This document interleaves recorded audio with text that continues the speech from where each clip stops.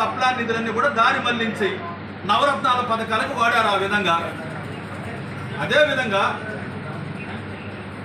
27 పథకాలు దళితులకు చెందిన ఎస్సీ ఎస్టీలకు చెందిన సబ్సిడీ రుణాలు ఇచ్చే 27 పథకాలని రద్దు చేయటం వల్ల దళితులకు ఉపాధి లేకుండా పోయింది. ఉద్యోగాలు లేవు, ఉపాధి లేదు, విద్యా అవకాశాలు లేవు.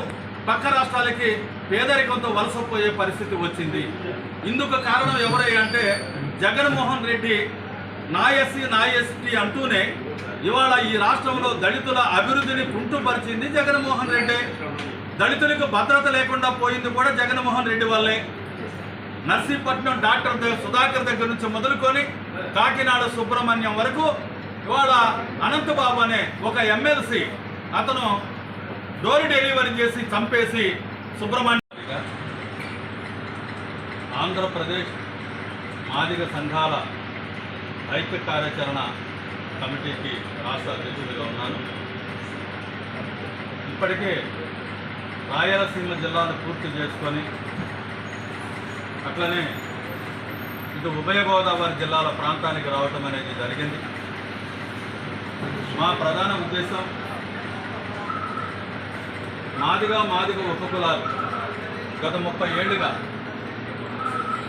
వెనకబడ్డ ఈ మాదిగ జాతికి అభివృద్ధి జరగాలంటే ఎస్సీ వర్గీకరణ జరగాలని 30 ఏళ్లుగా పోరాటాలు చేస్తున్న విషయం ఉమ్మడి ఆంధ్రప్రదేశ్ ప్రజానికానికి తెలిసింది.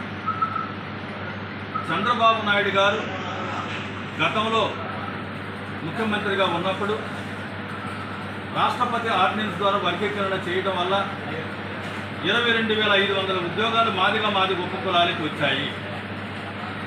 ఆ తర్వాత మళ్ళీ ముఖ్యమంత్రిగా వచ్చిన తర్వాత సంక్షేమ రంగాల్లో 183 జీవో తీసుకురావడం జరిగింది, వర్గీకరణ జీవో. అట్లనే ఎన్ఎస్ఎఫ్డిసి పథకాలు కానీ ఇన్నోవా కార్లు కానీ దళితులకు ఇచ్చినటువంటి చరిత్ర అది చంద్రబాబు నాయుడు గారి హయాంలోనే జరిగింది.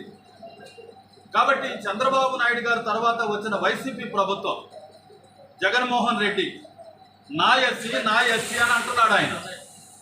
మరి నా ఎస్సీ నా ఎస్టీ అన్నప్పుడు మాల రెల్లి కార్పొరేషన్లు ఏర్పాటు చేసి 5 ఏళ్లు గడిచరా ఆ కార్పొరేషన్లకి ₹1 కూడా నిధులు ఇవ్వకుండా ఎస్సీ కార్పొరేషన్ చైర్మన్లే అంటే నా ఎస్సీ నా ఎస్టీ అంటూనే ఈరోజు దళితులకు భద్రత లేకుండా చేసినటువంటి జగన్మోహన్ రెడ్డి వల్ల ఏ సంకేతం ప్రజలకు వెళ్తుంది?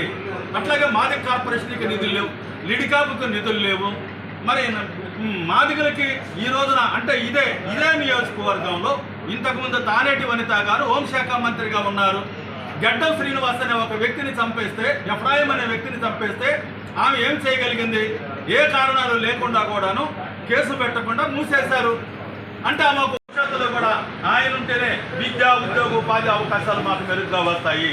మా జాతి అభివృద్ధి ఒకటే కాదు, సంక్షేమం ఒక పక్క, అభివృద్ధి మరొక పక్కనే 2 కళ్ళుగా భావిస్తున్న చంద్రబాబు నాయుడు గారి అధికారంలోకి వస్తే మాదిగ జాతి అభివృద్ధి ఒకటే కాదు, రాష్ట్ర ప్రజల ప్రయోజనాలు కూడా ముఖ్యం. కాబట్టి అన్ని కులాలు సమగ్ర అభివృద్ధి సాధించాలంటే ఇవాళ సంపద సృష్టించగలిగితేనే ఈ రాష్ట్రం అభివృద్ధి చెందుద్ది.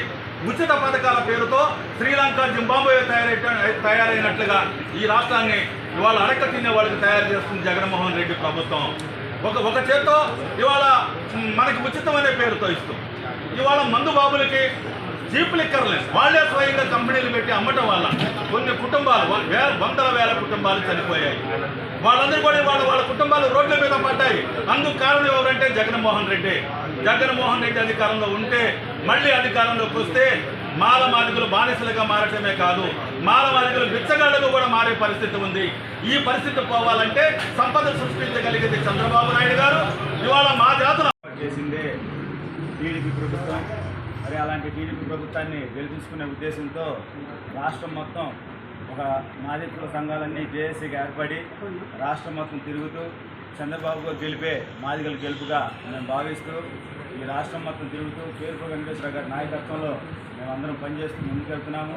రానున్న రోజుల్లో టీడీపీని గెలిపించుకొని టీడీపీ ద్వారా ఈ ప్రభుత్వంలో మేము ఏమేమి నష్టపోయామో మరి టీడీపీ ప్రభుత్వం అవన్నీ మేము సాధించుకునే విధంగా ముందుకెళ్లాలని మా నవీ మాదిగ శ్రమికాల సంక్షేమ సంఘం తరఫు నుంచి తెలియజేస్తూ సెలవు తీసుకుంటాం.